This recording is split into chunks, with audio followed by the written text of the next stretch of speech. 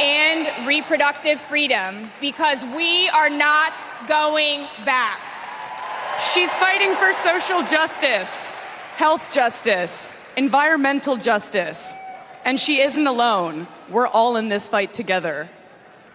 So let's keep up the fight. Let's keep up the joy. And let's elect this extraordinary woman as our next president.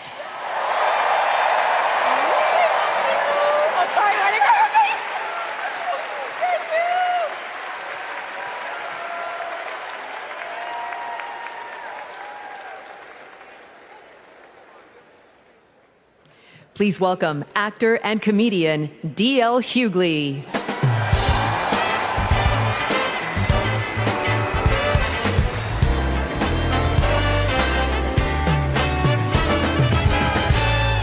Hey now, hey Chicago, how y'all doing?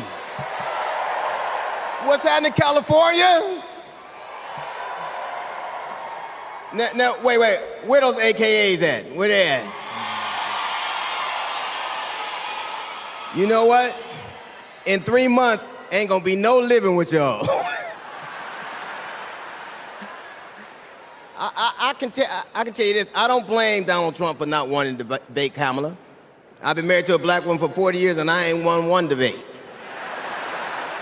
I'm owing $93,000. Now, of course, Trump is saying that Kamala isn't black. I guarantee you this, Kamala's been black a lot longer than Trump's been a Republican.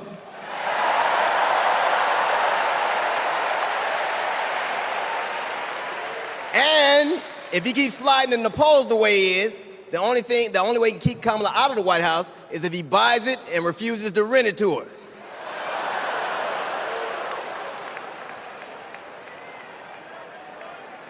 Of course, Kamala's getting broad support. They got black men for Kamala, white men for Kamala, Latinos and Asians for Kamala. They even have Republicans for Kamala. Republicans for Kamala. I guess Donald Trump will finally know what it's like when you get left for a younger woman.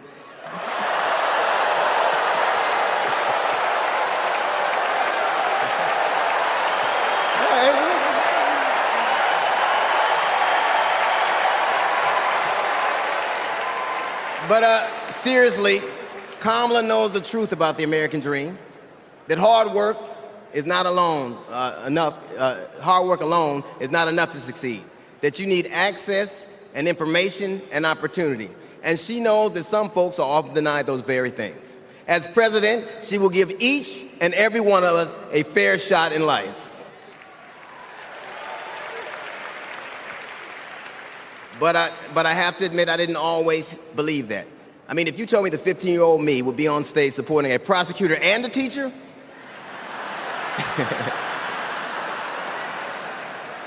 there is no way that I would have believed you. But because of that, I made assumptions about Kamala's record. And I often repeated them to a lot of people.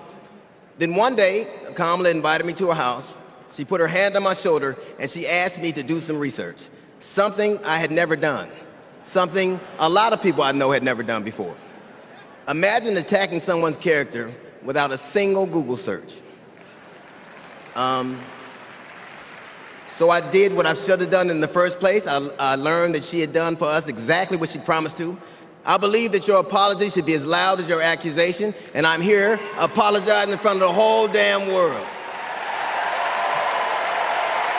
I was wrong. I was wrong, and I'm so very glad I was wrong because, Kamala, you give me hope for the future, a future where my grandchildren, Nola and Stevie, had the freedom to control their own bodies, where they have the opportunity to go as far as their wits and their talents would take them. That future, ladies and gentlemen, is possible, but only if we elect Kamala Harris as the 47th President of the United States of America.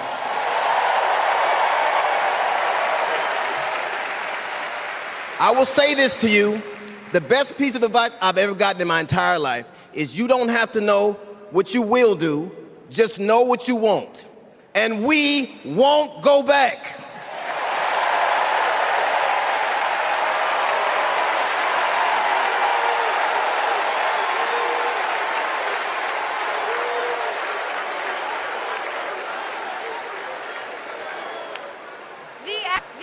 energy in this room is electric. And you can feel it everywhere, all over the country. In the coming weeks, I want us to find ways to maintain this energy and this joy and this commitment, because there will be days when the work ahead seems impossible. And when that happens, I know what I do. I get involved, I get engaged, I ask myself, how can I be of service to my community? Because community is why we do this, am I right? Yes, we do this for our children, for our parents, for our teachers and care workers who treat our loved ones like their own. We do this for working families who make this country thrive. We do this for the planet and for each other. We do this for justice and for peace and for democracy. And as we are about to hear, we do this for the safety of our communities.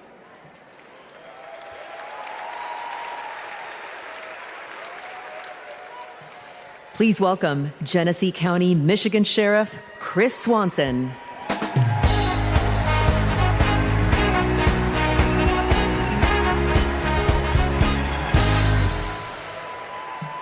My job is to protect people, all people. In 2020, righteous anger spilled over into the streets of Flint, Michigan. One bad decision from either side, and there would have been bloodshed. But that didn't happen. We laid down our riot gear, and we embraced the community, and instead of hate, we chose hope.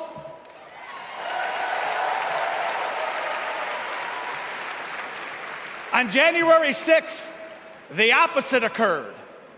That day was paved with division, deceit, and denigration. Police officers were attacked that day. It could have been stopped. We need a leader who will embody what's affixed to all three sides of my sheriff patrol cars: protect, serve, and unify. Kamala Harris is that leader. As a prosecutor, Kamala Harris protected us by putting violent criminals and sex offenders behind bars. If I was in a courtroom, she's exactly the tough prosecutor that I'd want to see. As vice president, she served America by keeping us safer. And I can testify firsthand, where I come from, crime is down and police funding is up. As president, Kamala Harris will unify our country. She will bring us together, because our country needs a leader who will go toe-to-toe with drug cartels and bullies.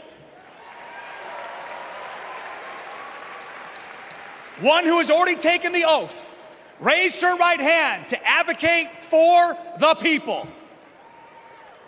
I can tell you, in 2020, we were able to turn a protest into a peaceful movement by walking together. One city, one community, and one country. America, let's walk. Let's walk. Let's walk together, and let's elect Kamala Harris and turn hate into hope yet again. Thank you.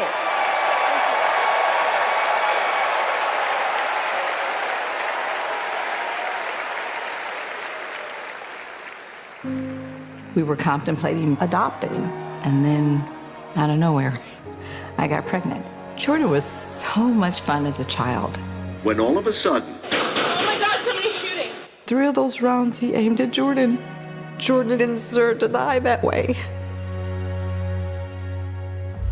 Reports of an active shooter at a high school. These students have now lived through so many of these shootings since they were born almost. We were praying and crying. I don't know how we're alive. active shooter at an elementary school in Uvalde, Texas. Multiple children have been killed. Most of the body so mutilated that only DNA test or green Converse could identify.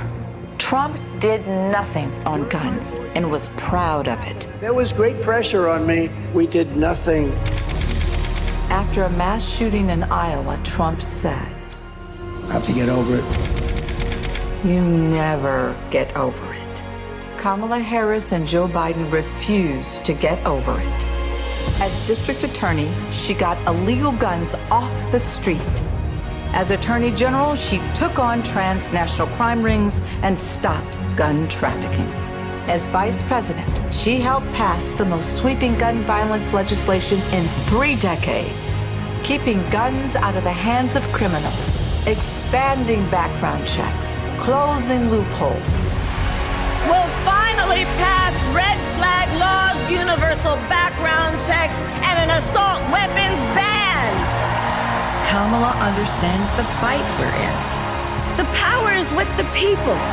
And gives people like me, survivors like me, hope.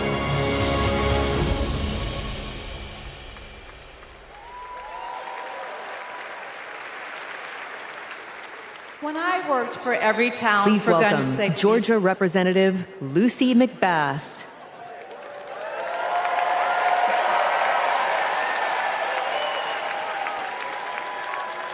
When I worked for Everytown for gun safety and Moms Demand Action for Gun Sense in America, I saw firsthand the power of telling our stories. You've just heard mine, but there are many more to tell.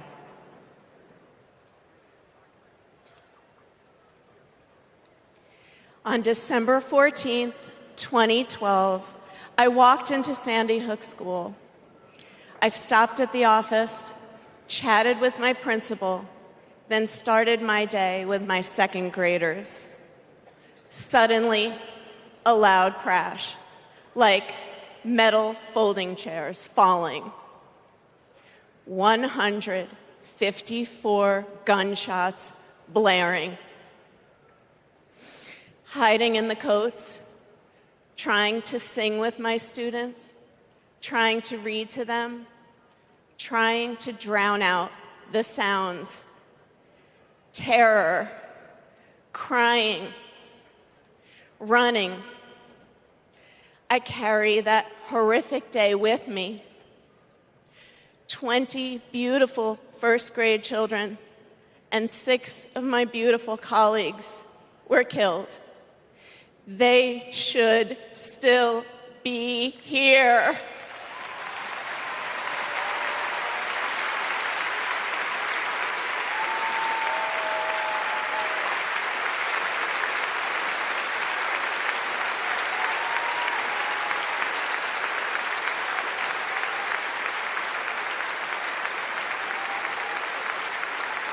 It's 10:30 a.m. at Robb Elementary in Uvalde.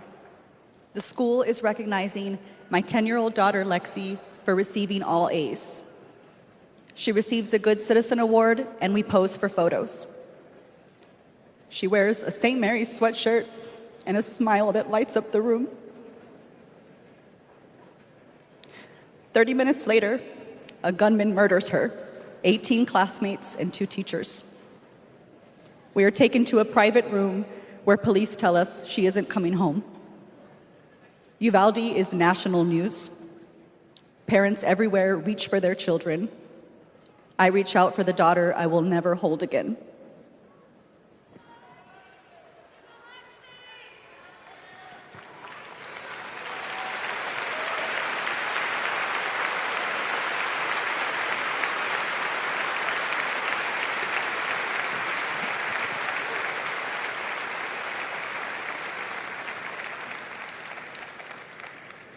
My niece, Sandy Patrice, was 22.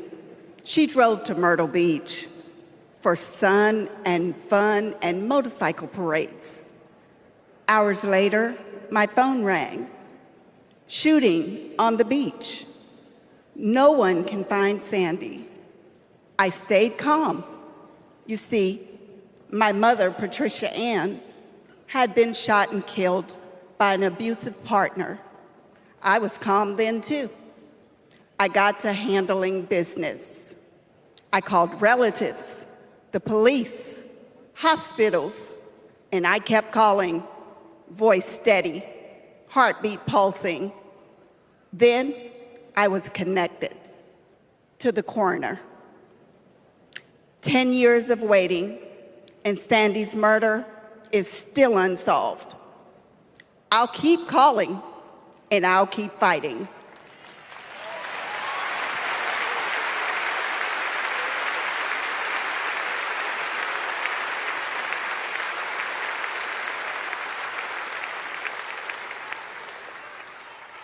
I was in high school when my classmate got shot. It changed my story. Instead of worrying about taking a test, I started worrying about living to take another test. They say schools are for learning, and I did learn a lot that day.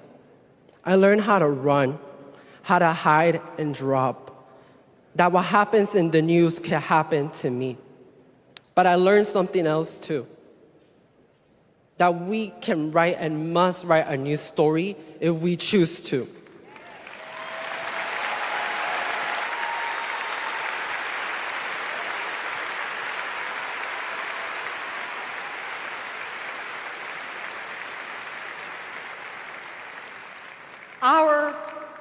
Are stories of loss. But make no mistake, our losses do not weaken us. They strengthen our resolve. We will secure safer futures that we all deserve. We will organize. We will advocate. We will run for office.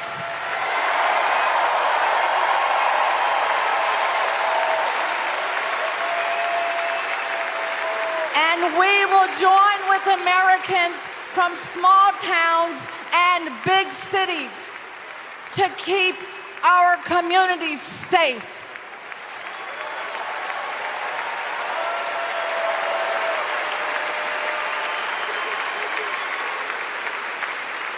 And we will elect leaders like Kamala Harris, who won't just empathize, but will act.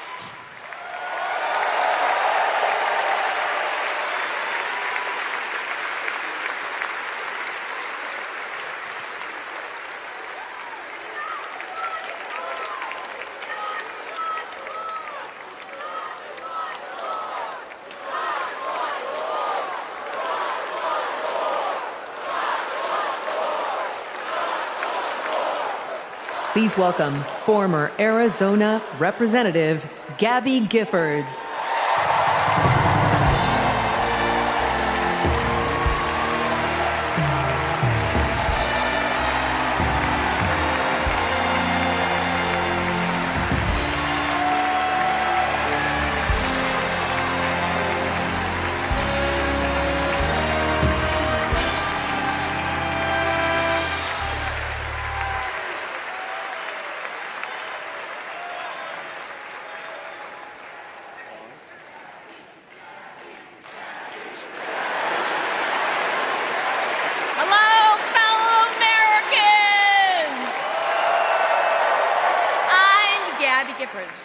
I was born in the great state of Arizona. I was born with grit. I grew up racing motorcycles, mucking stalls, and exploring the beautiful desert. I fell for an astronaut.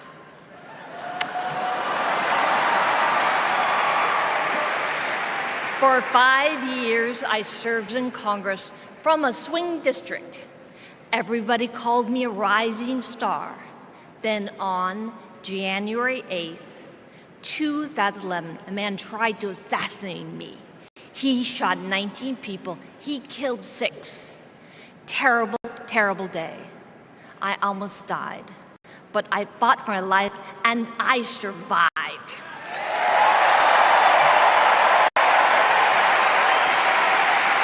I learned to walk again, one step at a time. I learned to talk again, one word at a time. So many people helped me as I worked hard to recover, including a decent man for Delaware who always checked in. He still does. Thank you, Joe Biden. Thank you for everything. Joe is a great president. My friend Kamala will be a great president. She is tough. She has grit. Kamala can beat the gun lobby. She can fight gun trafficking. Kamala stood up to Wall Street and the drug company. She will protect abortion access. She will defend our freedom. She saved lives. Join me in voting for Kamala Harris. Bravo! Thank you.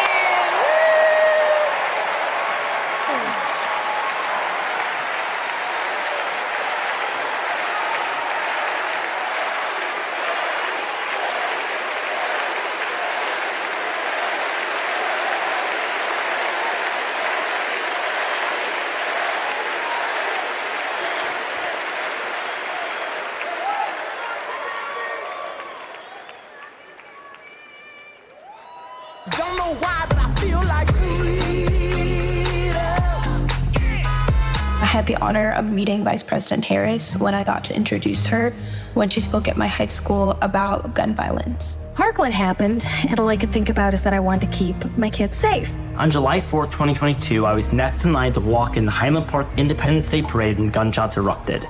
7 people were shot and killed, and 48 more were injured. Vice President Harris has been a gun sense champion since she was our California AG. We have 2 options in November.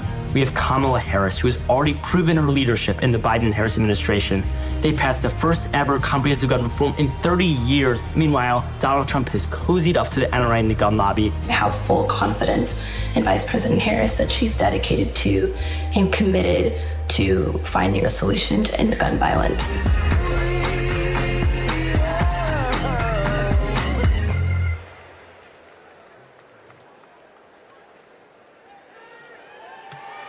Please welcome 3-time Grammy-winning singer-songwriter and global pop icon, Pink.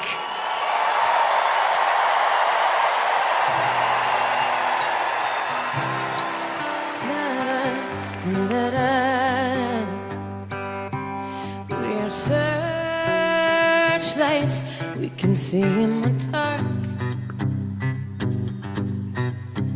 We're rockets pointed up at the stars. We are billions of beautiful hearts. You sold us down the river too far.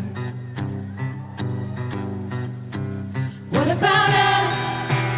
What about all the times you said you had the answer? What about us? What about all the broken happy ever afters? Oh, what about us?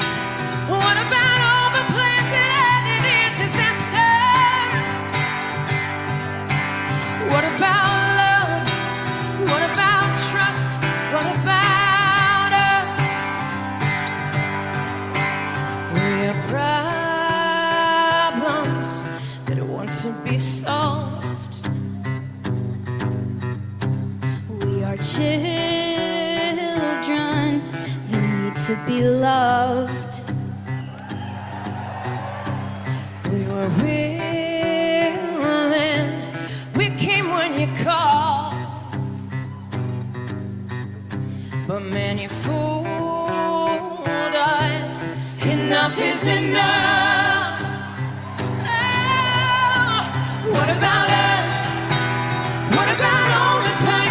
said you had the answers. What about us? What about all the broken happy ever afters? What about us? What about all the plans that ended in disaster? What about love? What about trust? What about us? Sticks and stones they may break these bones, but then I'll be ready. Are you ready? I don't want control, I want to let go. I'll be ready. 'Cause now it's time to let them know. What about us? What about all the times you said you had the answers? So what about us?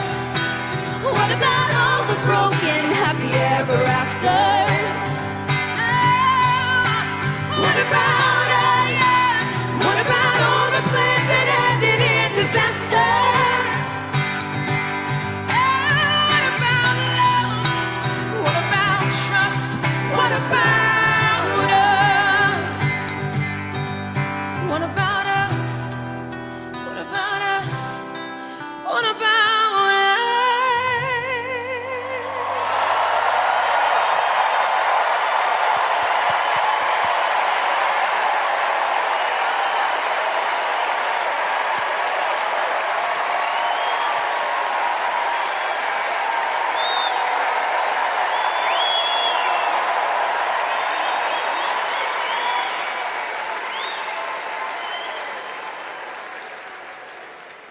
Global security and global prosperity depend on the leadership of the United States of America. And a strong America remains indispensable to the world. Our democratic ideals of freedom and liberty inspire billions, and our military is the strongest in the world. Our military is a force that underwrites global stability and our national security.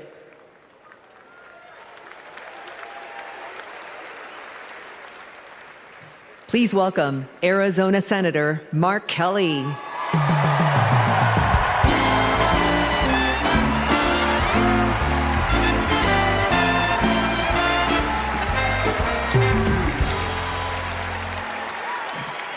Hello, Chicago.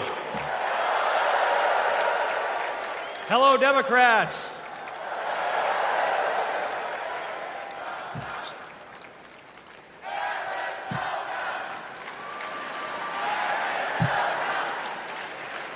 So, President Obama had to follow Michelle. I had to follow Gabby and Pink. Gabby amazes me every single day. She was able to walk out and address you tonight because she's a fighter. And thanks to a team of doctors, nurses, and especially her speech therapist. We all need a team. I've flown into space 4 times. I've flown into combat nearly 40 times. Not once did I do that by myself. It took a team to accomplish a mission. It always does. I flew in the Navy during the first Gulf War. America rallied our allies to kick out a tyrant who invaded a neighbor. Today, Vladimir Putin is testing whether we're still that strong. Iran, North Korea, and especially China watch closely. What's Trump's answer? He invited Russia to do, and these are his words, not mine, whatever the hell they want. Vice President Harris has always championed America's support for NATO, for Ukraine, and for the Ukrainian people. On the Senate Intelligence Committee, she investigated Russian interference in our election. She defends free and fair elections everywhere.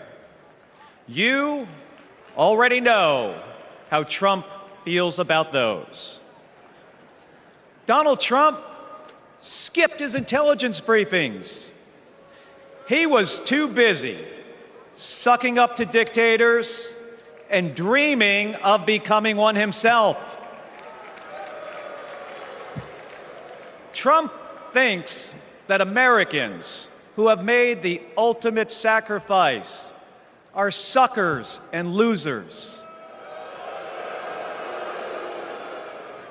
If we fall for that again and make him the commander-in-chief, the only suckers would be us. Kamala Harris knows that standing with our allies means standing up for Americans. She'll keep modernizing our military to support our troops and to support our veterans like our next Vice President, Tim Walz.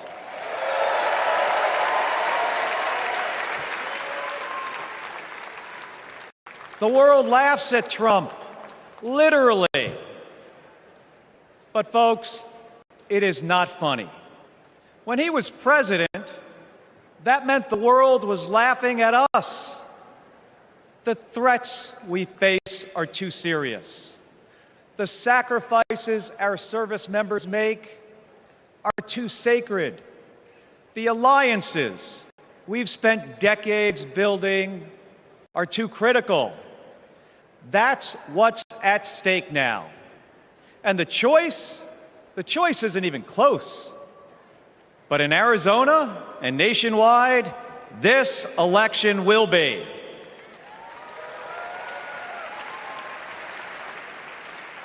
We'll win in the same way we launch rockets into space and land fighter jets on an aircraft carrier as one team on one mission. State by state, voter by voter, coming together. No country is better than ours at solving big problems. So, on November 5th, let's prove that America is still the leader the world needs today by electing the leader we need right now, Kamala Harris. Thank you, everybody. Thank you.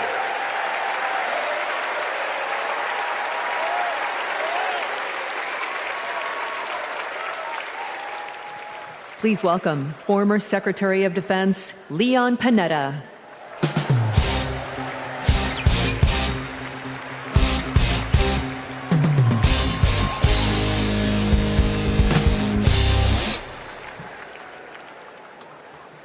My fellow Americans, I'm proud to have served in the Army, the Congress, the White House, Chief of Staff, CIA Director, and Secretary of Defense.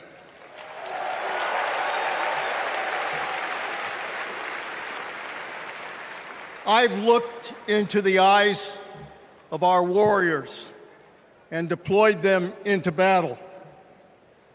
I gave the order directing our Special Operations Forces to fly 2 helicopters 150 miles into Abbottabad at night And by the time the sun rose, Osama bin Laden was dead.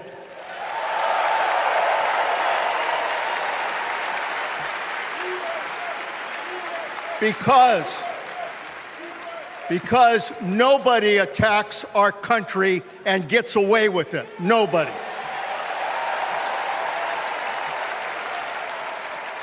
That's what our warriors do. That's what our warriors do. Our warriors need a tough, cool-headed commander-in-chief to defend our democracy from tyrants and terrorists. We need Kamala Harris behind the resolute desk. She knows a tyrant when she sees one. And our allies know a leader when they see one. On the Senate Intelligence Committee and as vice president, she worked with more than 150 world leaders. She's looked our allies in the eye and said, America has your back. Trump would abandon our allies and isolate America. We tried that in the 1930s. It was foolish and dangerous then, and it's foolish and dangerous now.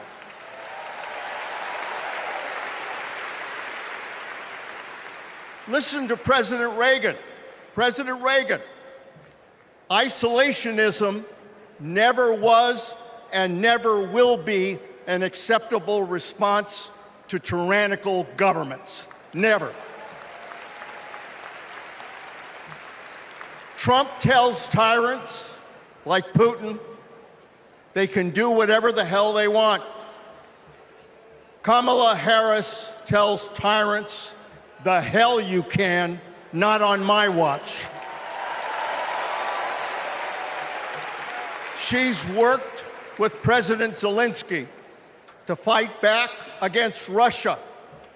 She knows that protecting their democracy protects our democracy as well. Look, Donald Trump does not understand the world, and he does not understand the service and sacrifice of our military. Our fallen veterans are not suckers. They are not losers. They are our heroes.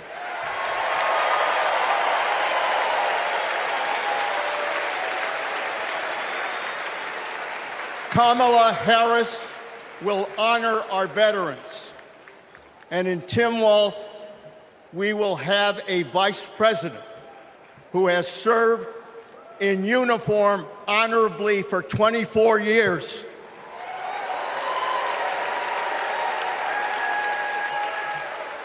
Kamala Harris understands this moment. It is a moment of danger and a moment of opportunity. She'll keep America's military the strongest in the world, the strongest ever known. And she understands what our military is for. The role of our military is to defend us from foreign enemies. It is not to threaten Americans, and it sure as hell isn't to put immigrants in camps.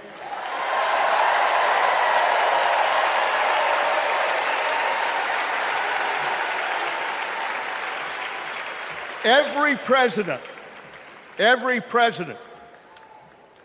since World War II, Republican and Democrat, has shared the belief that America must protect democracy in the world. Every president has honored our veterans and their sacrifices. Every president, but one. So we face a critical choice: to vote for someone who stands with our military and stands up for democracy, or someone who will disrespect our heroes and undermine our democracy. My fellow Americans, there is only one choice. One choice. And let me tell you something. When she takes her oath of office, as she will this January,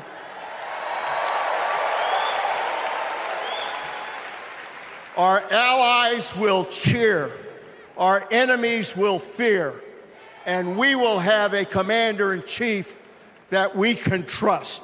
God bless our veterans, and God bless our country.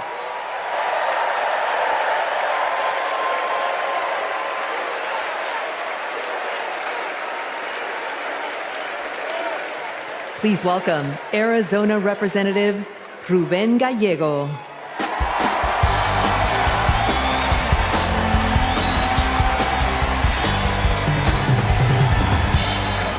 I'm a dad, husband, congressman, and the proudest Arizonan you'll ever meet.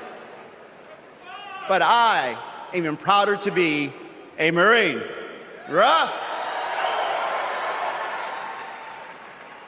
My mom raised us alone on a secretary's salary. I slept on the floor. I worked every job I could, meat packing, construction, making pizzas. I made it to Harvard with no money or connections. Other kids were happy because they were at Harvard. I was happy because I finally had a mattress. Then I enlisted. Fought alongside my brothers with Lima 325 in Iraq. They called us Lucky Lima, but our luck ran out. We saw some of the heaviest combat of the war. And when we got home, the government failed to help us readjust. We have a duty to care for our patriots who serve our nation.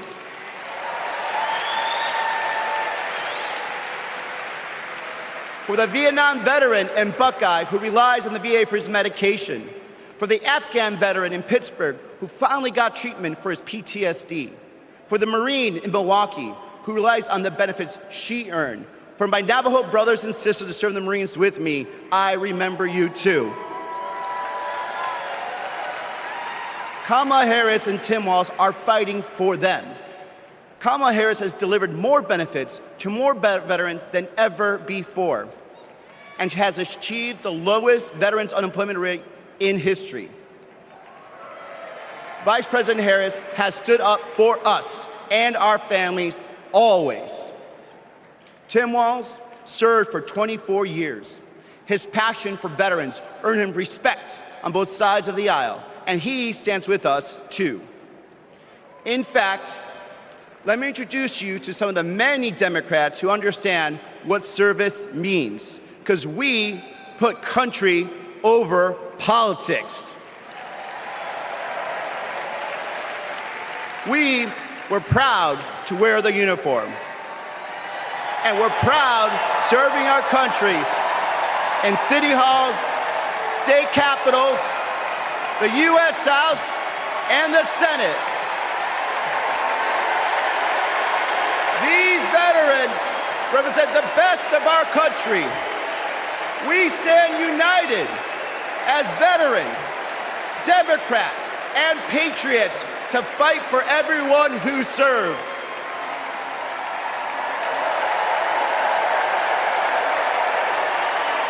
But politicians like Donald Trump, they don't stand with us. They call patriots like Senator McCain losers. John McCain was an American hero. Show some respect. Trump's Project 2025 will slash veteran benefits and force VA hospitals to close across the nation. Show some respect. So, for the 18-year-old who decides to enlist, for the families like mine who prayed every night that their loved one would come home, for our troops stationed thousands of miles away, for my Marines of Lima company, let's elect Kamala Harris and Tim Walz, who don't just respect our service, but revere it. Because the veterans who defended this country aren't just the reason we can sleep at night. They're the reason we can dream. And together, we'll fight for our veterans and everyone who served our country. Thank you.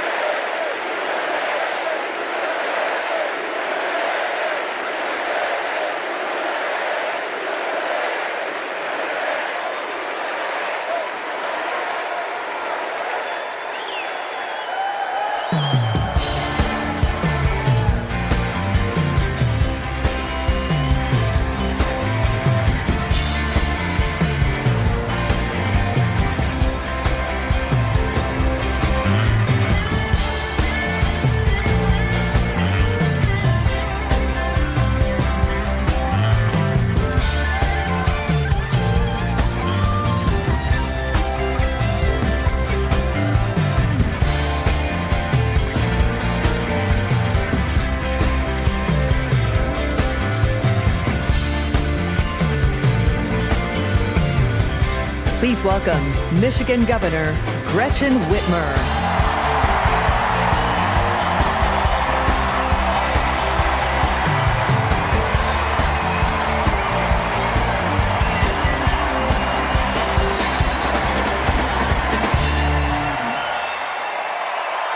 I'm Governor Gretchen Whitmer. In Lansing, they call me Governor. But in Detroit, they call me Big Gretch.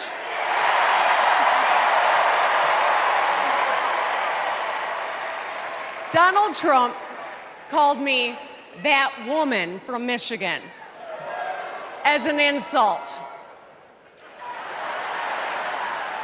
Being a woman from Michigan is a badge of honor.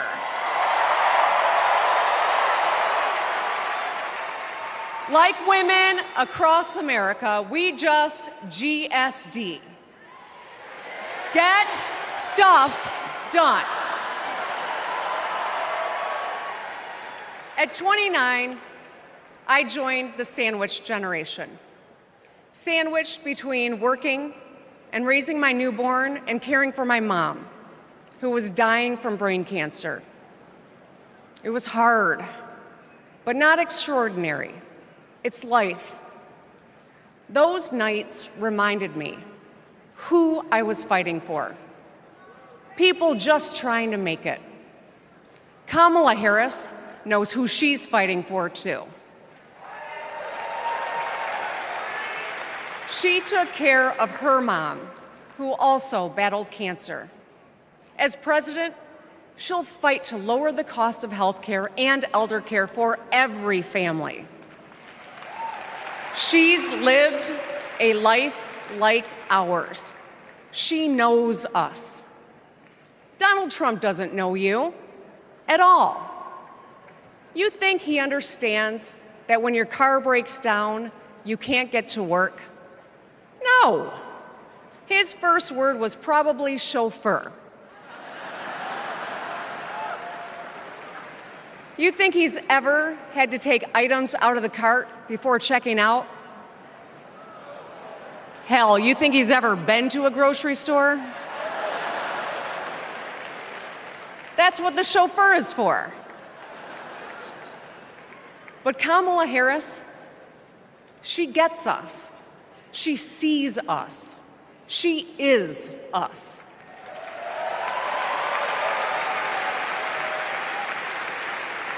Look, we've all lived through a lot of history over the past few years.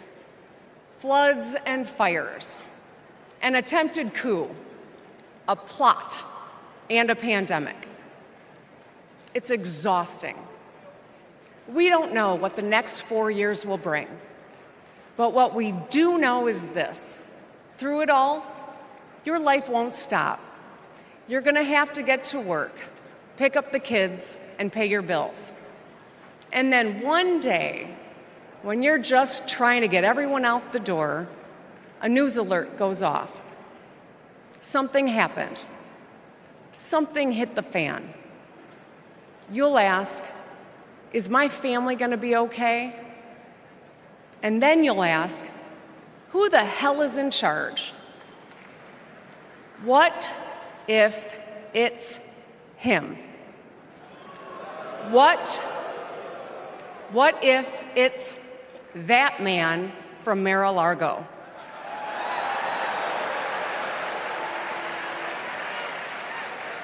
I know, in a crisis, we need someone strong enough to come up with a plan, to tell the truth, and to bring people together.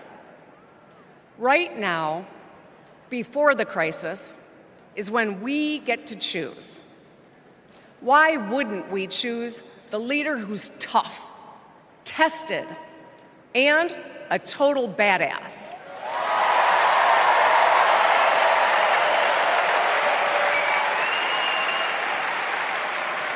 I know who I want as our commander-in-chief.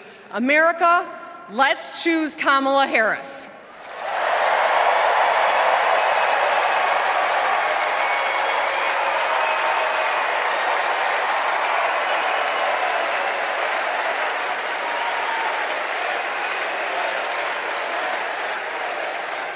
Please welcome actress, director, and philanthropist, Eva Longoria.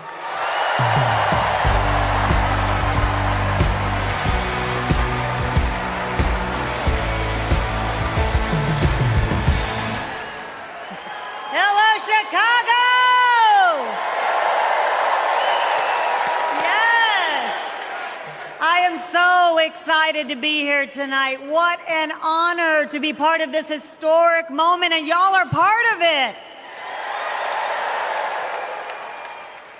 Look, I have known Kamala Harris for more than a decade, and she comes from a family a lot like mine, and I'm sure a lot like yours. We were both raised knowing that no one was going to hand us anything, especially as women. That we were going to have to touch every rung of the ladder to get ahead. We were going to have to work really hard. Now, she worked at McDonald's, but I worked at Wendy's. And look at us now.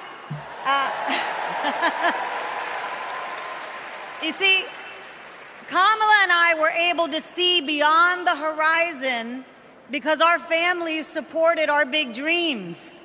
Well, guess what? As Americans, we're all part of one big family. Somos familia. And as familia, we have to have each other's back. We have to support each other's dreams because Kamala's success is our success. And she supports us to dream big too. So let me tell you, in the Latino community, in our community, we have a saying, sí se puede, which means yes. It means yes, we can. But tonight, I'm here to tell you, yes, she can. So we're going to say, she se puede. So when someone asks you, is she ready to lead this country forward? We're going to say, she se puede. When somebody says, is she qualified for the job? We're going to say, she se puede.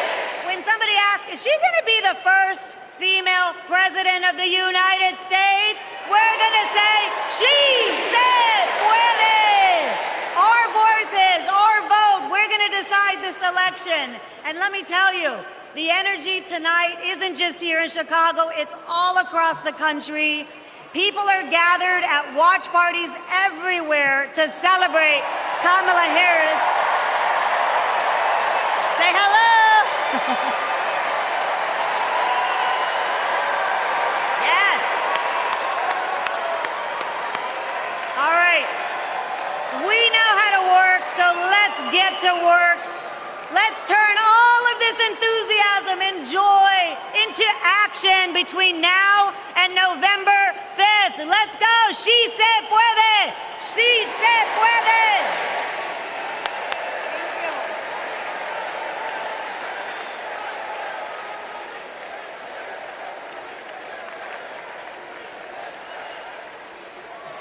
Please welcome former Illinois Republican Representative Adam Kinzinger.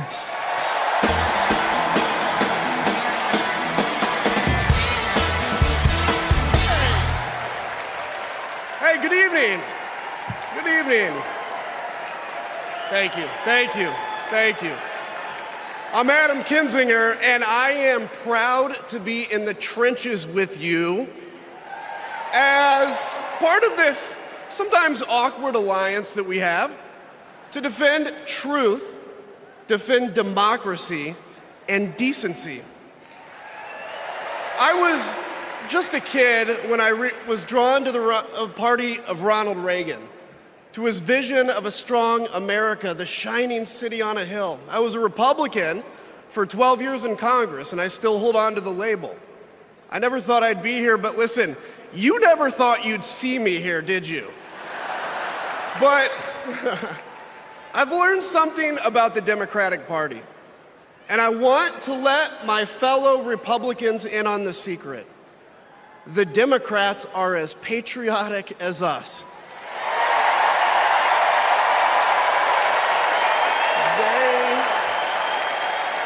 They love this country just as much as we do.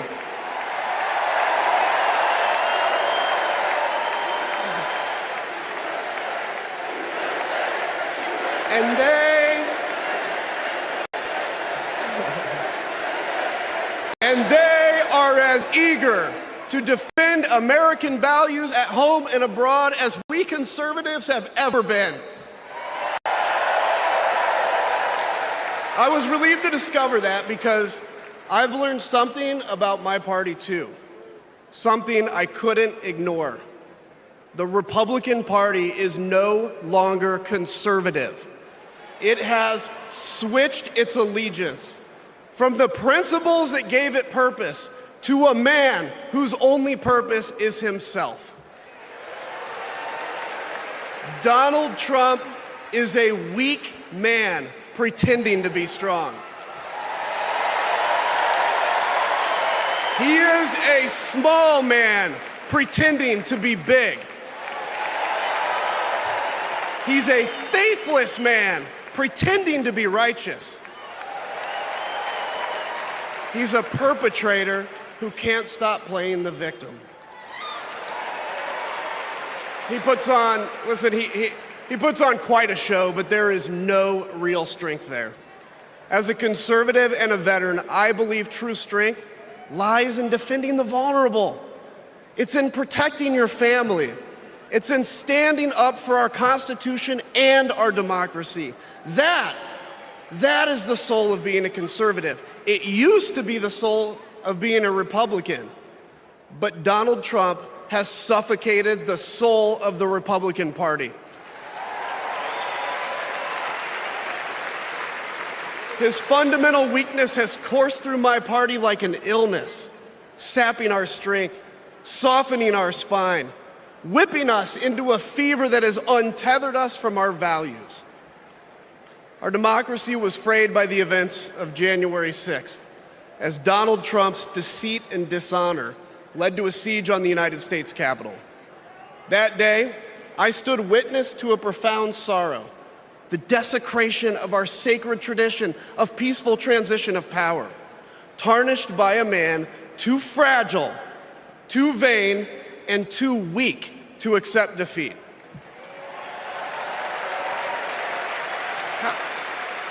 How can a party claim to be patriotic if it idolizes a man who tried to overthrow a free and fair election? How can a party claim to stand for liberty if it sees a fight for freedom in Ukraine, an attack pitting tyranny against democracy, a challenge to everything our nation claims to be, and it retreats, it equivocates, it nominates a man who is weirdly obsessed with Putin?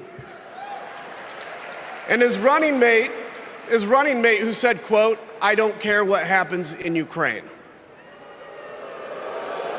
Yeah, and he wants to be vice president. Yeah. How can a party claim to be conservative when it tarnishes the gifts that our forebears fought for? Men like my grandfather, who served in World War II. who believed in a cause bigger than himself, and he risked his life for it behind enemy lines. To preserve American democracy, his generation found the courage to face down armies. Listen, all we're asked to do is to summon the courage to stand up to one weak man.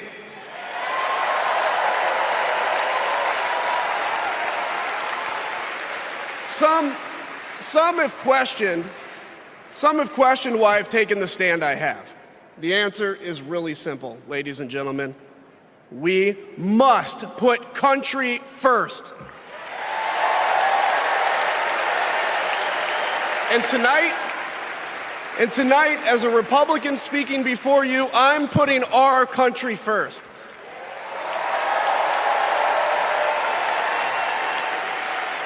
Because the fact is, I do belong here. I know Kamala Harris shares my allegiance to the rule of law, the Constitution, and democracy. And she is dedicated to upholding all three in service to our country.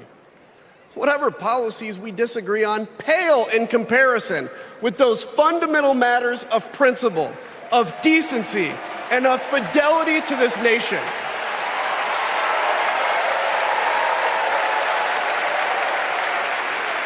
Listen, to my fellow Republicans, if you still pledge allegiance to those principles, I suspect you belong here too. Because democracy knows no party. It's a living, breathing ideal that defines us as a nation. It's the bedrock that separates us from tyranny, and when that foundation is fractured, we must all stand together, united, to strengthen it.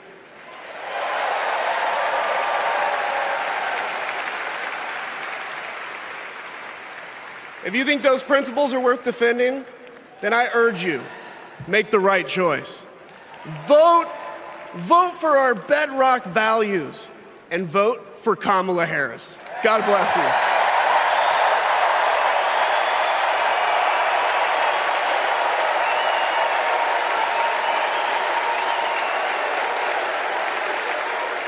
Please welcome lawyer, policy advocate, and sister of the Vice President, Maya Harris.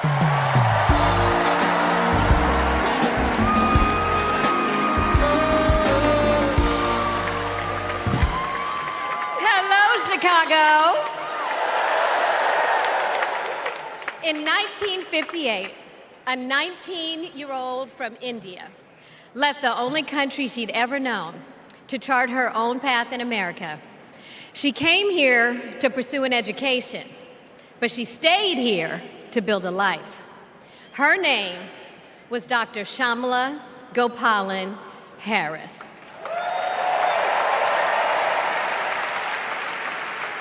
But we called her Mommy.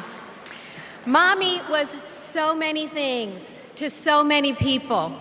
A civil rights activist, a scientist, a devoted mother to her two little girls. But most of all, Mommy was a trailblazer who defied the odds and defined herself. And when it came to Kamala and me, Mommy had great expectations for us, but she had even greater expectations of us.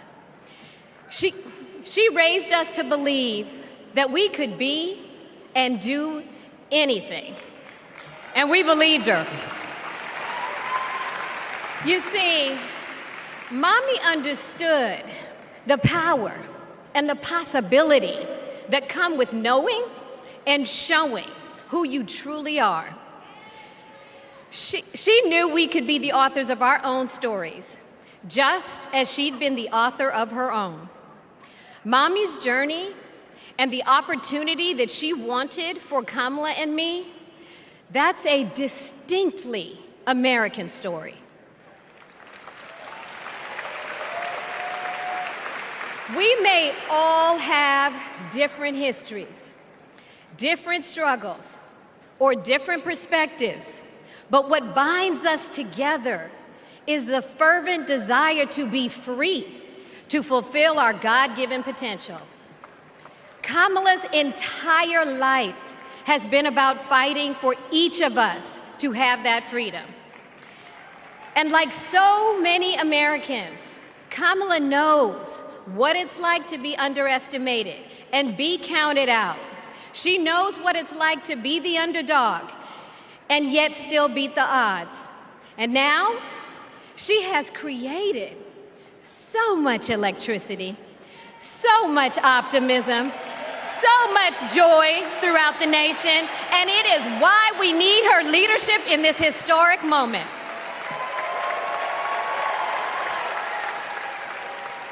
We are living in a time when some are trying to divide us, to separate us in ways that make it difficult for us to come together. Well, look, my sister rejects that view. Where others push darkness, Kamala sees promise. Where others feel detachment, Kamala fosters connection. Where others want to drag us back to the past, my sister says, hold up now, we are not going back.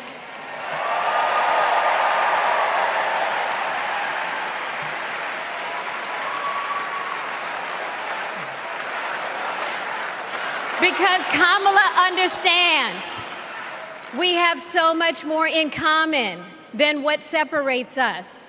She knows the measure of our success isn't just winning an election.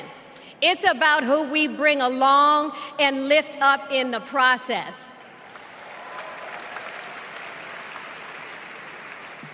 And so as I look out at all of you today and take in this incredible moment, I so wish that Mommy could be here tonight. I can just see her smiling, saying how proud she is of Kamala. And then, without missing a beat, she'd say, that's enough, you got work to do.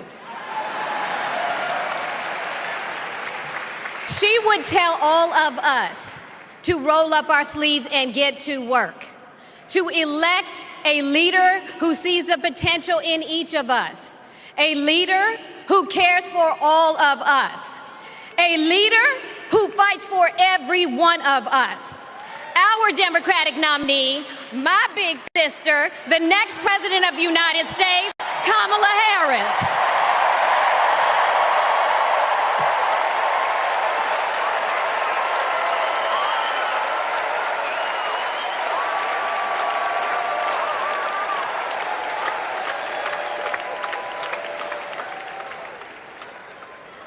Please welcome North Carolina Governor Roy Cooper.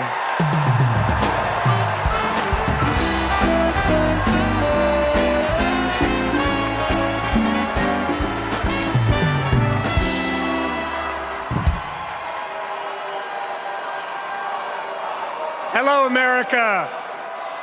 I'm Roy Cooper, the last guy standing between you and the moment we're all waiting for. So I'm going to get right to it. All week, you've heard stories about my friend Kamala. I want to take you behind the scenes of one of them. 2011 was a rough time for American homeowners. Hundreds of thousands were losing their homes to illegal foreclosure. I was Attorney General in North Carolina, while Kamala had just become California's. All the AGs were close to a settlement with the big banks, and it was a pretty good deal. Would have meant $4 billion for California families who'd been ripped off. I know that sounds like a lot, but Kamala said, hang on a minute. I've met these families. I know what they've been through, and they deserve more. She went toe-to-toe with some of the world's most powerful executives, and she refused to give in. Let me tell you, this was a huge risk, but she knew it was a risk worth taking. That's Kamala. And we all know what happened. The banks caved. That $4 billion for California families became $20 billion. That was the first time I witnessed Kamala in action. And what I saw was a leader who does exactly what she says she's going to do, who never will settle for less. America, we got a lot of big fights ahead of us. And we've got one hell of a fighter ready to take them on. I know that because I know her. And tonight, I want the American people to know, even if you don't agree with her on everything, Kamala Harris will fight for you to the very end. For families who need better health care or a safer place to live, Kamala will fight for you. For parents who want better schools for their kids, for workers worried about a secure retirement for themselves, Kamala will fight for you. For any one of our allies, anywhere in the world, wondering if America still has your back, remember this: Kamala will fight for you. And when she fights, we win. Kamala's ready. Kamala's ready. The question is, are we? Are we going to stand up and fight for Kamala like she'll stand up and fight for us? All right. If you're ready, my home state of North Carolina, stand up. Stand up, Pennsylvania. Stand up, Michigan. Stand up, Wisconsin. Stand up, Georgia. Stand up, Nevada. Stand up, Arizona. Stand up, America. Are we going to stand up? Are we going to fight? Are we going to vote? Are we going to win? You bet we are. Let's go get them.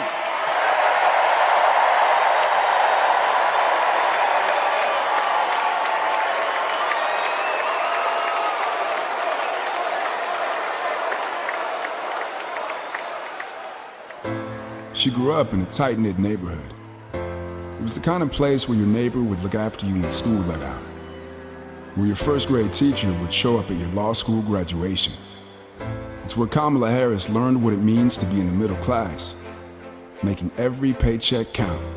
She was raised by a working mom who taught her about standing up for what's right and protecting the people you love.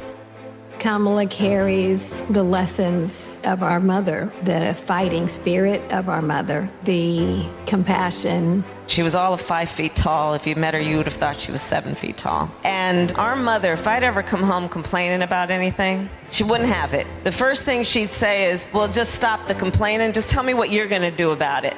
And since she was a young girl, Kamala Harris has been fighting for families like the ones she grew up with. That is Kamala.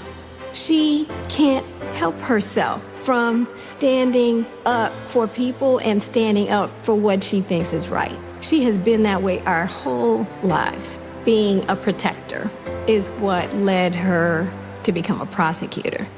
Looking back now, I could say it was her calling. As a courtroom prosecutor, she went after predators who targeted women and children, and fraudsters who ripped off working families. And she put dangerous gang members and human traffickers behind bars. We didn't have partnerships with DOJ or FBI or DEA or any of those law enforcement agencies. Now, we all work collaboratively.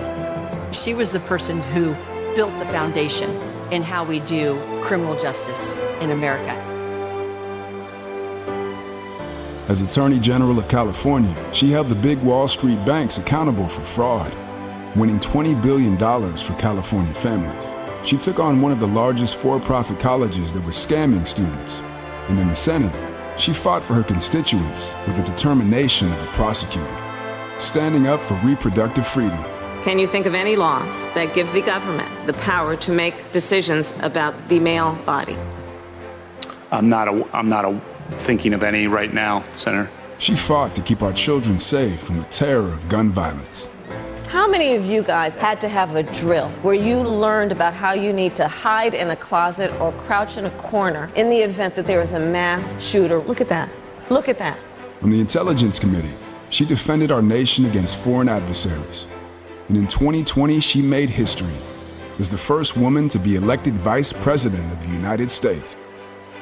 She cast the tie-breaking vote to deliver urgent relief to the American people during the pandemic. She beat Big Pharma to lower prescription drug costs and cap the cost of insulin. And led the fight to restore reproductive rights after Roe v. Wade was overturned. We have worked too hard and fought too long to see our daughters grow up in a world with fewer rights than our mothers. Because she's never been afraid to stand up to powerful interests. Sometimes people will open the door for you and leave it open. Sometimes they won't. And then you need to kick that door down.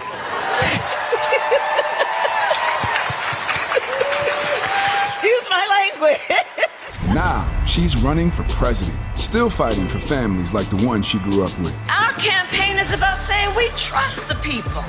We're saying we just want fairness. We want dignity for all people. And we are a work in progress. We haven't yet quite reached all of those ideals, but we will die trying because we love our country. We believe in our country. We're not falling for these folks who are trying to divide us, trying to pull us apart. We know what we stand for, and we stand for the people. We stand for the dignity of work, and we stand for freedom. We stand for justice. We stand for equality. And so we will fight for all of it. That's who Kamala Harris is. That's what she believes. And that's what she'll fight for every day.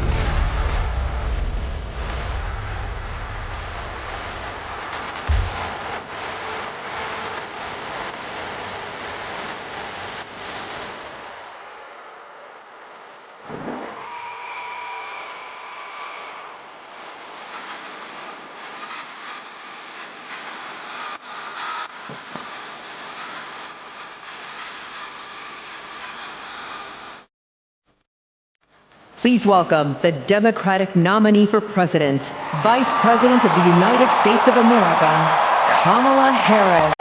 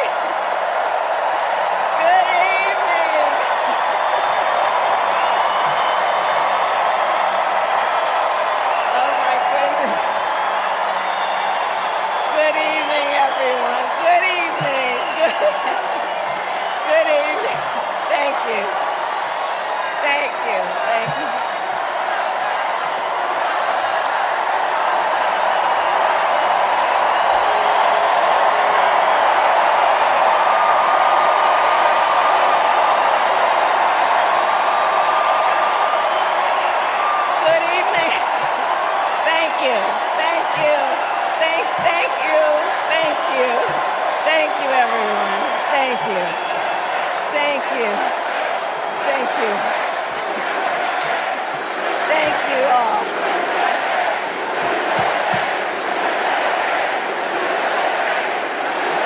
Thank you all. Okay, we got to get to some business. We got to get to some business. Okay, thank you all. Okay. Thank you, thank you, thank you, thank you, thank you. Thank you, thank you, please, thank you, please, thank you so very much. Thank you, everyone. Thank you, everyone. Thank you. Okay, let's get to business. Let's get to business. All right. So let me start by thanking my most incredible husband, Doug, for being an incredible partner to me, an incredible father to Cole and Ella, and happy anniversary, Dougie.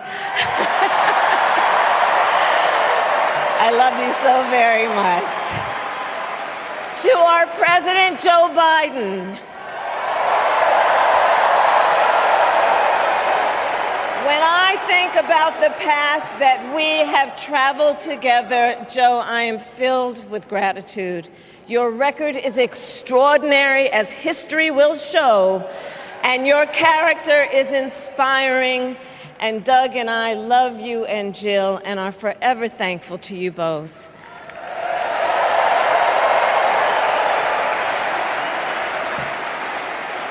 And to Coach Tim Walz,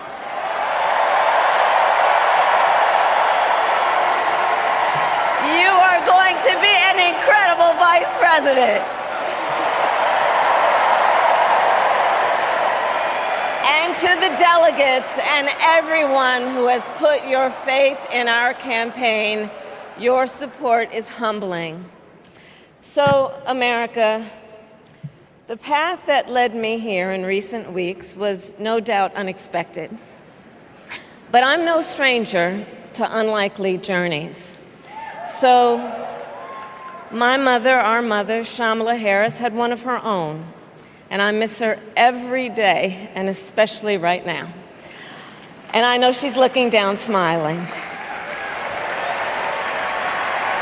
I know that. So my mother was 19 when she crossed the world alone, traveling from India to California with an unshakable dream to be the scientist who would cure breast cancer.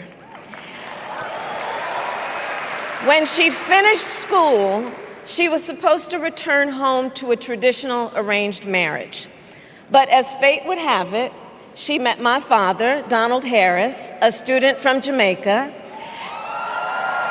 They fell in love and got married, and that act of self-determination made my sister Maya and me.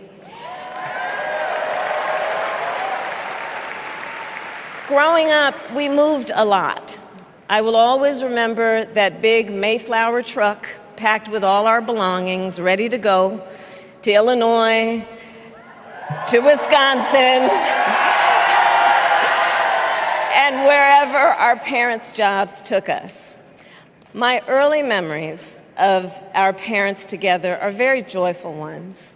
A home filled with laughter and music, Aretha, Coltrane, and Miles. At the park, my mother would say, "Stay close." But my father would say, as he smiled, "Run, Kamala, run. Don't be afraid. Don't let anything stop you."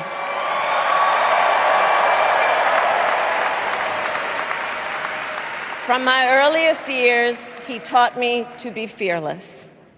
But the harmony between my parents did not last. When I was in elementary school, they split up, and it was mostly my mother who raised us. Before she could finally afford to buy a home, she rented a small apartment in the East Bay. In the Bay, you either live in the hills or the flatlands. We lived in the flats. A beautiful working-class neighborhood of firefighters, nurses, and construction workers. all who tended their lawns with pride. My mother, she worked long hours, and like many working parents, leaned on a trusted circle to help raise us. Mrs. Shelton, who ran the daycare below us and became a second mother. Uncle Sherman, Aunt Mary, Uncle Freddie, Auntie Chris. None of them family by blood, and all of them family by love.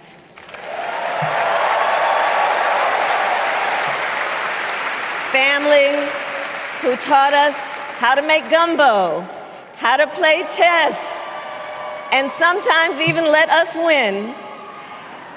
Family who loved us, believed in us, and told us we could be anything and do anything. They instilled in us the values they personified: community, faith, and the importance of treating others as you would want to be treated, with kindness, respect, and compassion. My mother was a brilliant, 5-foot-tall, brown woman with an accent. And as the eldest child, I saw how the world would sometimes treat her. But my mother never lost her cool. She was tough, courageous, a trailblazer in the fight for women's health, and she taught Maya and me a lesson that Michelle mentioned the other night. She taught us to never complain about injustice, but do something about it. Do something about it. That was my mother. And she taught us, and she also taught us, and never do anything half-assed. And that is a direct quote. A direct quote. I grew up immersed in the ideals of the civil rights movement. My parents had met at a civil rights gathering, and they made sure that we learned about civil rights leaders, including the lawyers like Thurgood Marshall and Constance Baker Motley. Those who battled in the courtroom to make real the promise of America. So at a young age, I decided I wanted to do that work. I wanted to be a lawyer. And when it came time to choose the type of law I would pursue, I reflected on a pivotal moment in my life. You see, when I was in high school, I started to notice something about my best friend, Wanda. She was sad at school, and there were times she didn't want to go home. So one day I asked if everything was all right, and she confided in me that she was being sexually abused by her stepfather. And I immediately told her she had to come stay with us, and she did. This is one of the reasons I became a prosecutor, to protect people like Wanda, because I believe everyone has a right to safety, to dignity, and to justice.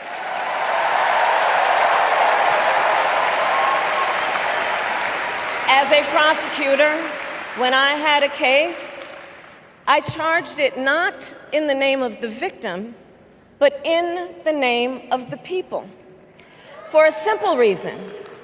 In our system of justice, a harm against any one of us is a harm against all of us.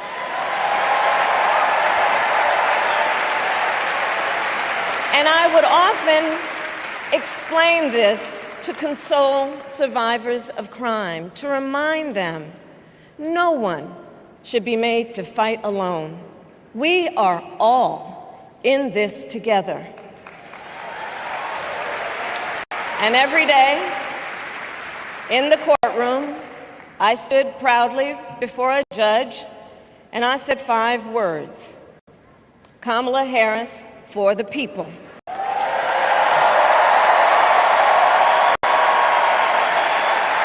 And to be clear, And to be clear, my entire career, I've only had one client, the people.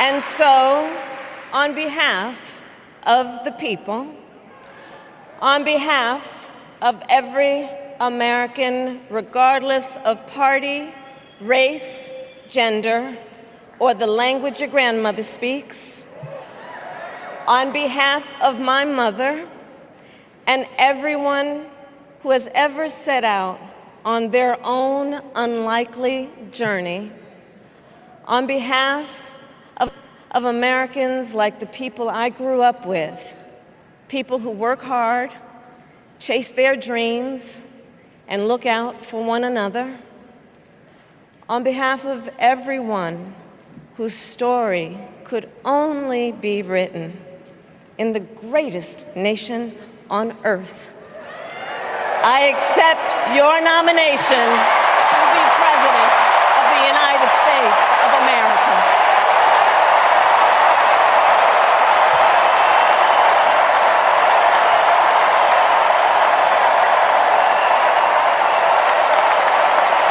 And with this election,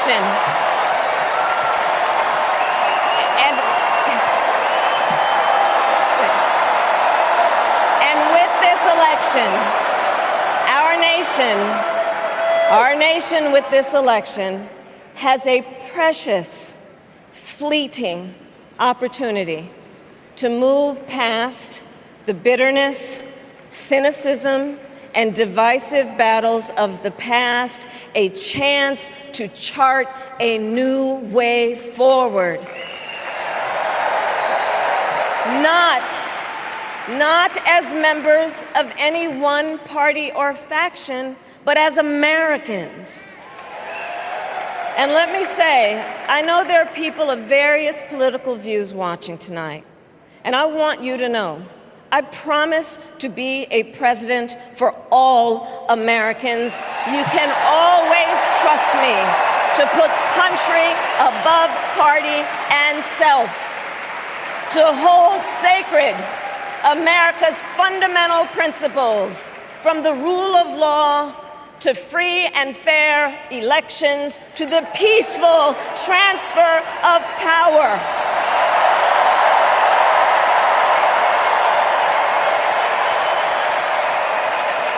I will be a president who unites us around our highest aspirations, a president who leads and listens, who is realistic, practical, and has common sense, and always fights for the American people. From the courthouse to the White House, that has been my life's work. As a young courtroom prosecutor in Oakland, California, I stood up for women and children against predators who abuse them. As Attorney General of California, I took on the big banks, delivered $20 billion for middle-class families who faced foreclosure, and helped pass a homeowner Bill of Rights, one of the first of its kind in the nation. I stood up for veterans and students being scammed by big for-profit colleges, for workers who are being cheated out of their wages, the wages they were due, for seniors facing elder abuse. I fought against the cartels who traffic in guns and drugs and human beings, who threaten the security of our border and the safety of our communities. And I will tell you, these fights were not easy, and neither were the elections that put me in those offices. We were underestimated at practically every turn, but we never gave up, because the future is always worth fighting for. And that's the fight we are in right now a fight for America's future.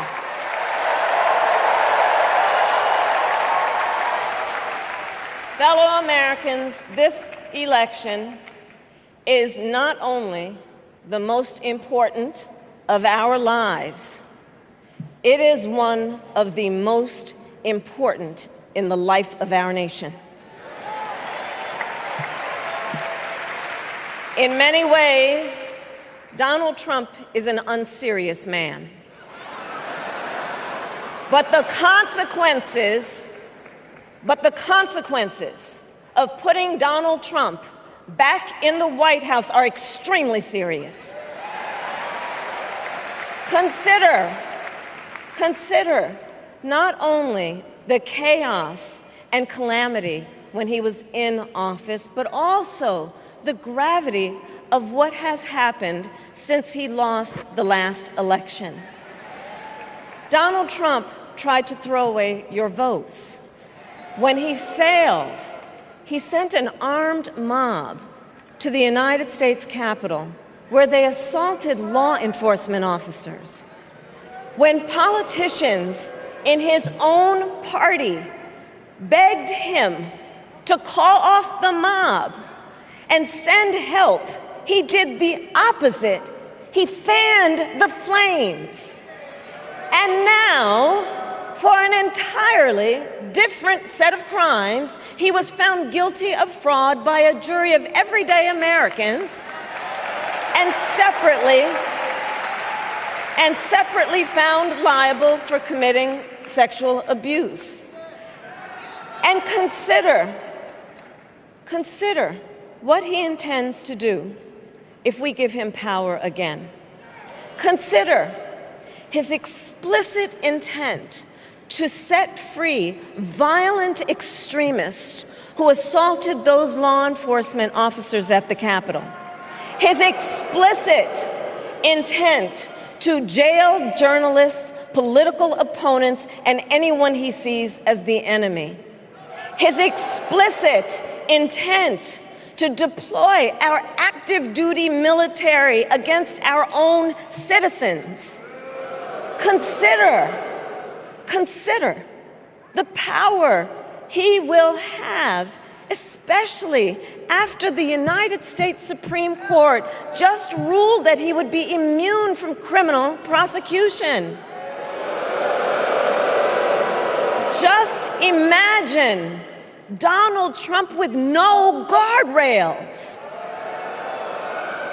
and how he would use the immense powers of the presidency of the United States, not to improve your life, not to strengthen our national security, but to serve the only client he has ever had, himself.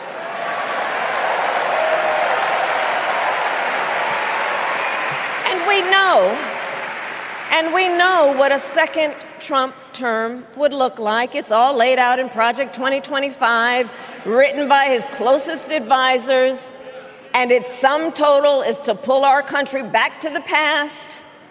But America, we are not going back. We are not going back. We are not going back. We are not going back to when Donald Trump tried to cut Social Security and Medicare. We are not going back to when he tried to get rid of the Affordable Care Act, when insurance companies could deny people with pre-existing conditions. We are not going to let him eliminate the Department of Education that funds our public schools. We are not going to let him end programs like Head Start that provide preschool and childcare for our children. America, we are not going back.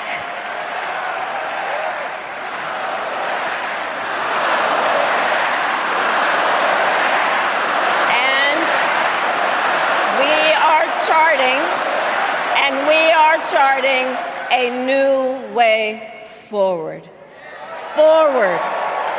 To a future with a strong and growing middle class, because we know a strong middle class has always been critical to America's success. And building that middle class will be a defining goal of my presidency.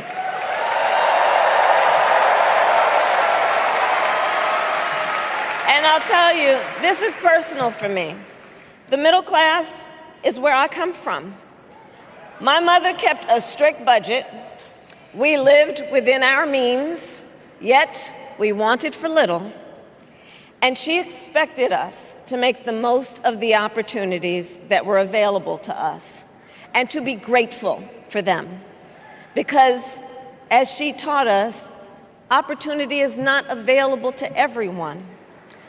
That's why we will create what I call an opportunity economy where everyone has the chance to compete and a chance to succeed. Whether you live in a rural area, small town, or big city.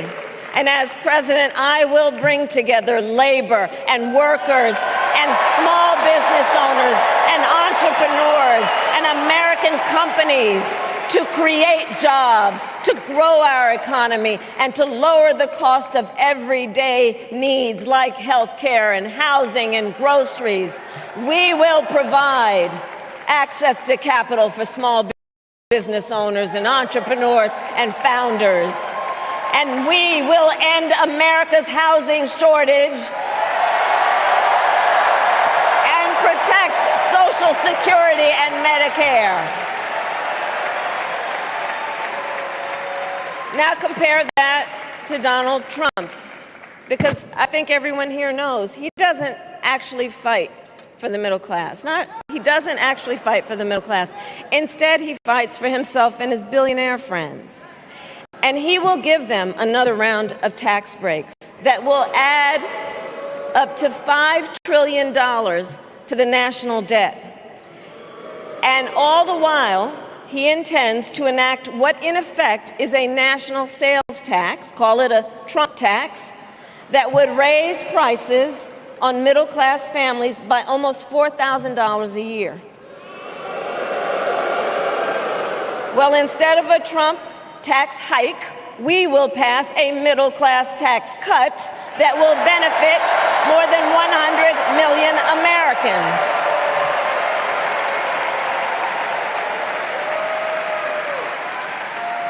Friends, I believe America cannot truly be prosperous unless Americans are fully able to make their own decisions about their own lives, especially on matters of heart and home.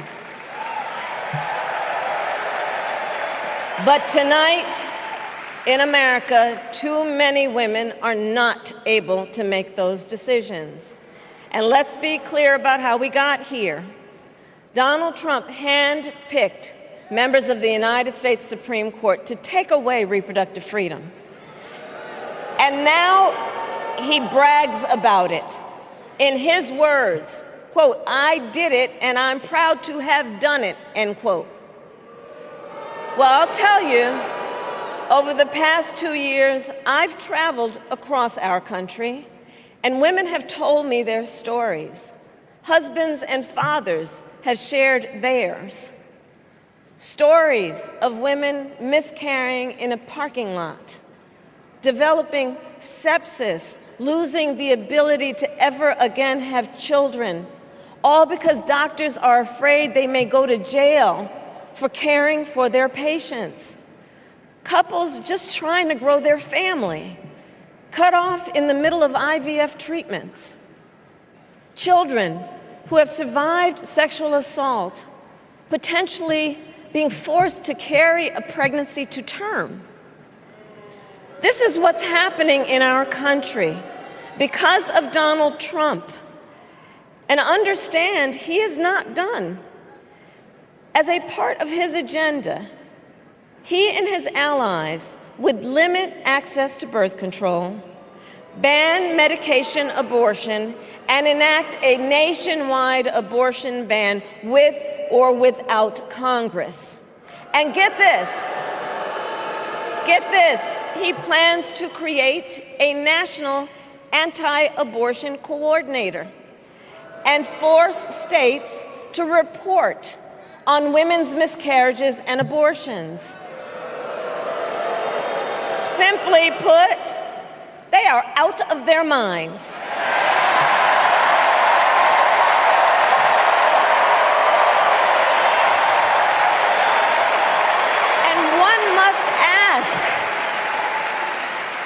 One must ask, why exactly is it that they don't trust women? Well, we trust women. We trust women. And when Congress passes a bill to restore reproductive freedom, as President of the United States, I will proudly sign it into law.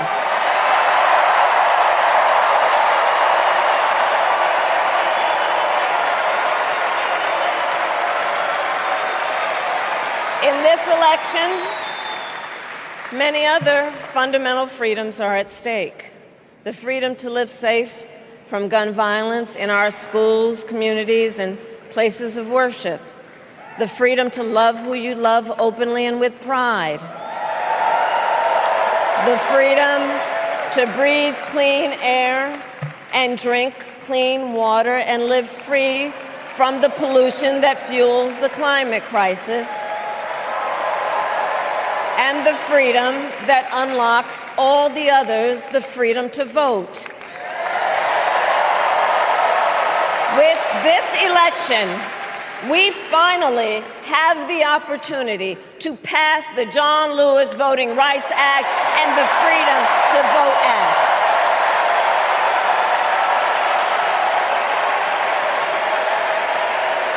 And let me be clear. After decades in law enforcement, I know the importance of safety and security, especially at our border. Last year, Joe and I brought together Democrats and conservative Republicans to write the strongest border bill in decades. The Border Patrol endorsed it. But Donald Trump believes a border deal would hurt his campaign.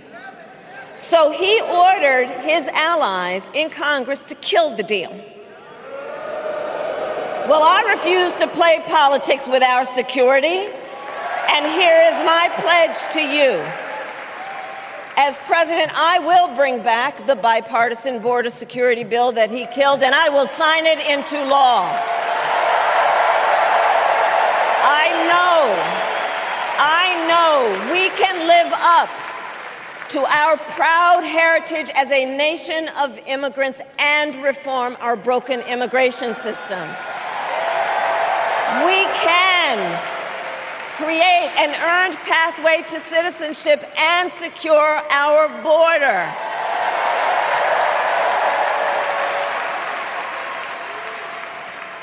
And America, we must also be steadfast in advancing our security and values abroad. As Vice President, I have confronted threats to our security, negotiated with foreign leaders, strengthened our alliances, and engaged with our brave troops overseas. As Commander-in-Chief, I will ensure America always has the strongest, most lethal fighting force in the world. And I will fulfill our sacred obligation to care for our troops and their families, and I will always honor and never disparage their service and their sacrifice.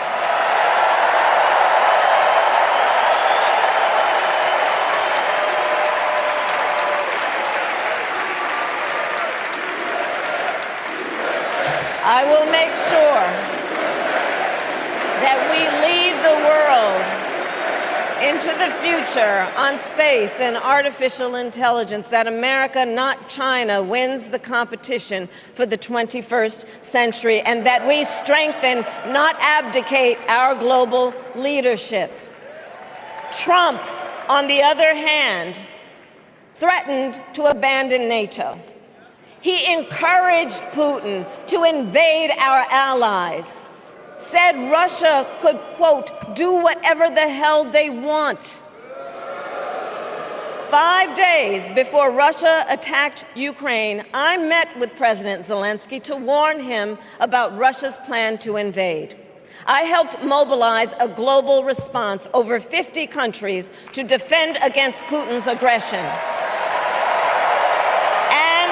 As president, I will stand strong with Ukraine and our NATO allies.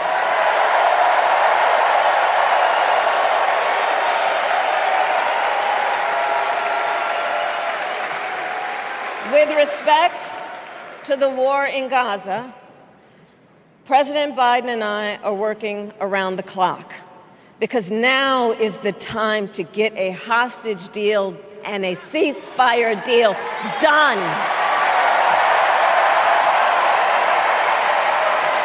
And let me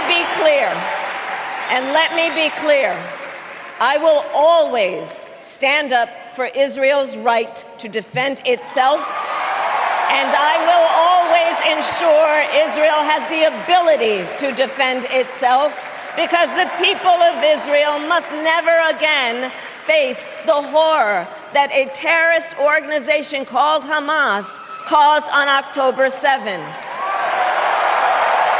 including unspeakable sexual violence and the massacre of young people at a music festival.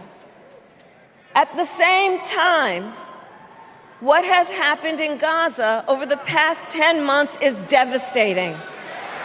So many innocent lives lost. Desperate, hungry people fleeing for safety over and over again. The scale of suffering is heartbreaking. President Biden and I are working to end this war such that Israel is secure, the hostages are released, the suffering in Gaza ends, and the Palestinian people can realize their right to dignity, security, freedom, and self-determination.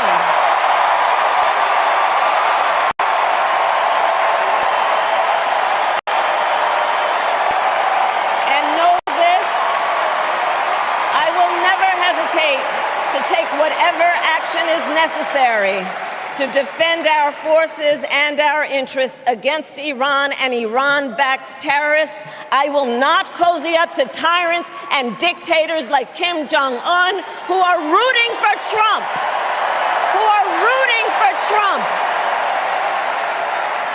Because, you know, they know he is easy to manipulate with flattery and favors.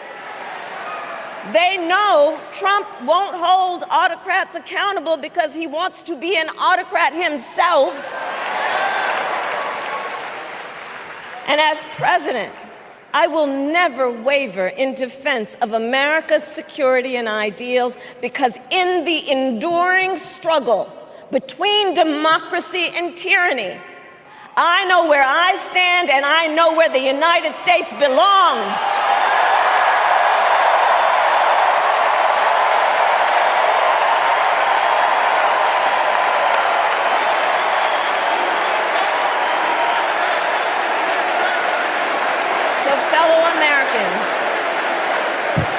Fellow Americans, I love our country with all my heart. Everywhere I go, in everyone I meet, I see a nation that is ready to move forward, ready for the next step in the incredible journey that is America. I see an America where we hold fast to the fearless belief that built our nation and inspired the world, that here in this country, anything is possible, that nothing is out of reach. An America where we care for one another, look out for one another, and recognize that we have so much more in common than what separates us. That none of us has to fail for all of us to succeed. And that in unity there is strength. You know, our opponents in this race are out there every day denigrating America, talking about how terrible everything is. Well, my mother had another lesson she used to teach. Never let anyone tell you who you are. You show them who you are. America, let us show each other and the world who we are and what we stand for. Freedom, opportunity, compassion, dignity, fairness, and endless possibilities.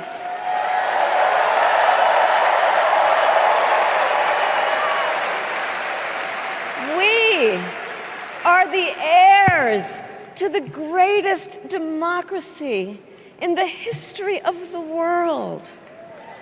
And on behalf of our children and our grandchildren and all those who sacrificed so dearly for our freedom and liberty, we must be worthy of this moment.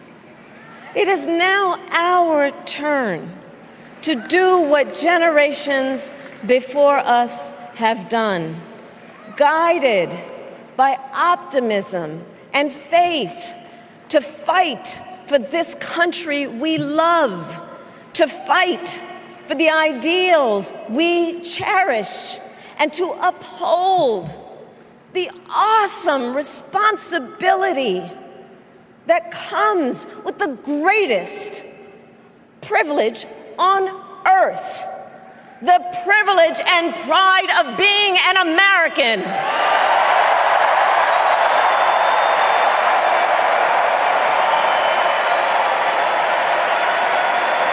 So let's get out there, let's fight for it, let's get out there, let's vote for it, and together let us write the next great chapter in the most extraordinary story ever told.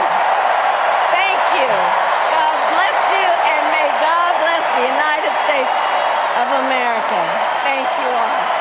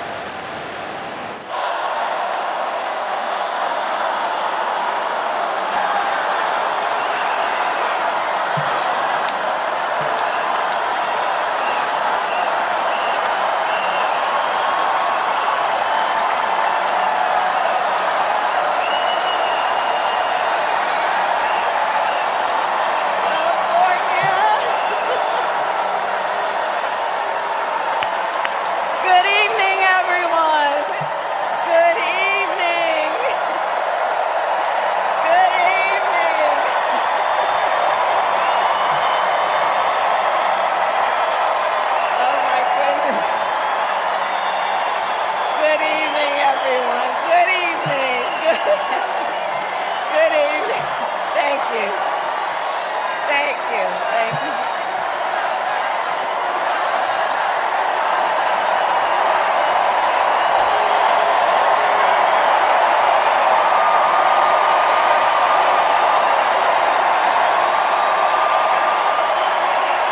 Good evening. Thank you. Thank you. Thank you. Thank you. Thank you, everyone. Thank you. Thank you. Thank you. Thank you all.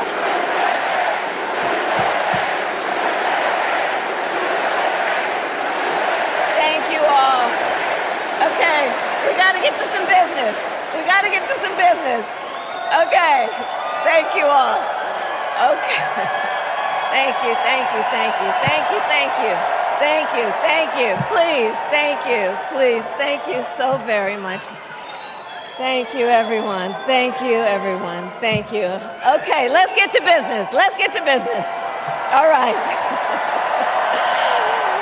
So let me start by thanking my most incredible husband, Doug,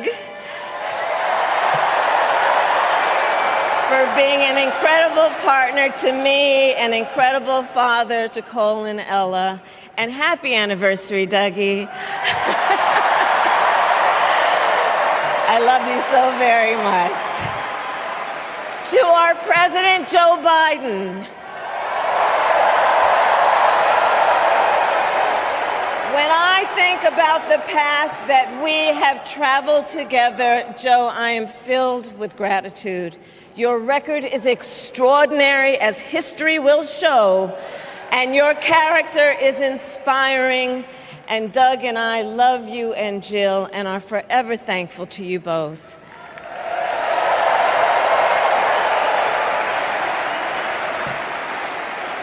And to Coach Tim Walz,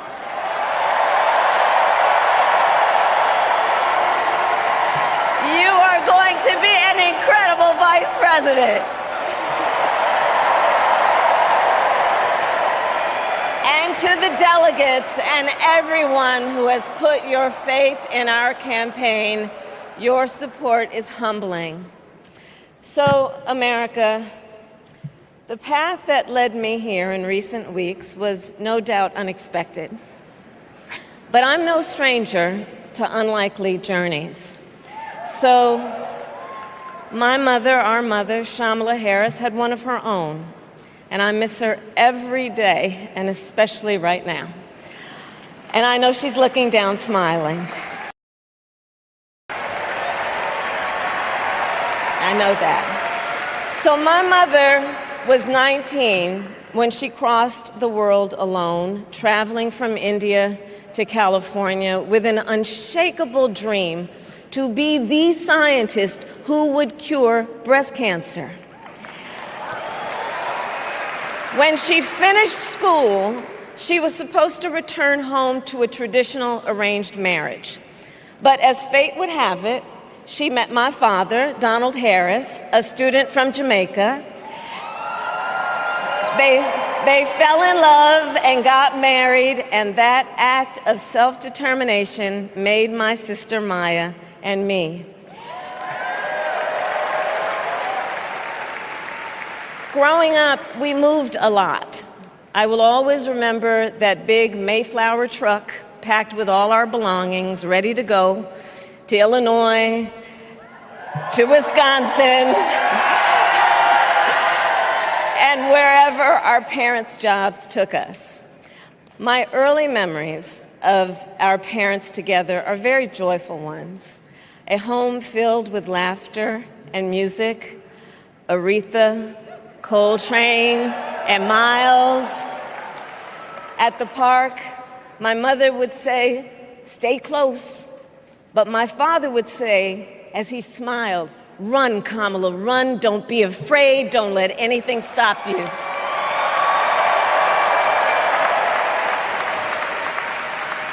From my earliest years, he taught me to be fearless.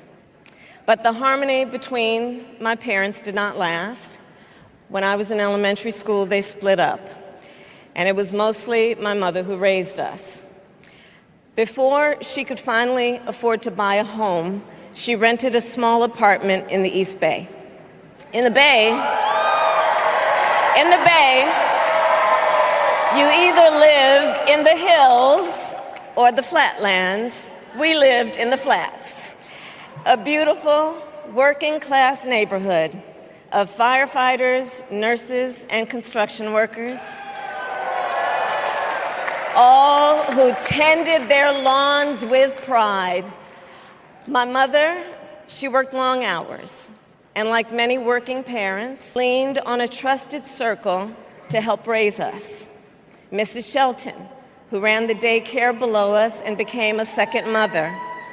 Uncle Sherman, Aunt Mary, Uncle Freddie, Auntie Chris.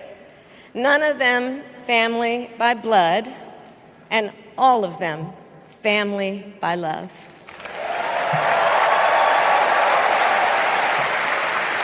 Family who taught us how to make gumbo, how to play chess, and sometimes even let us win. Family who loved us, believed in us, and told us we could be anything and do anything. They instilled in us the values they personified: community, faith, and the importance of treating others as you would want to be treated, with kindness, respect, and compassion. My mother was a brilliant, 5-foot-tall, brown woman with an accent. And as the eldest child, I saw how the world would sometimes treat her. But my mother never lost her cool. She was tough, courageous, a trailblazer in the fight for women's health, and she taught Maya and me a lesson that Michelle mentioned the other night. She taught us to never complain about injustice, but do something about it. Do something about it. That was my mother. And she taught us, and she also taught us, and never do anything half-assed. And that is a direct quote. A direct quote. I grew up immersed in the ideals of the civil rights movement. My parents had met at a civil rights gathering, and they made sure that we learned about civil rights leaders, including the lawyers like Thurgood Marshall and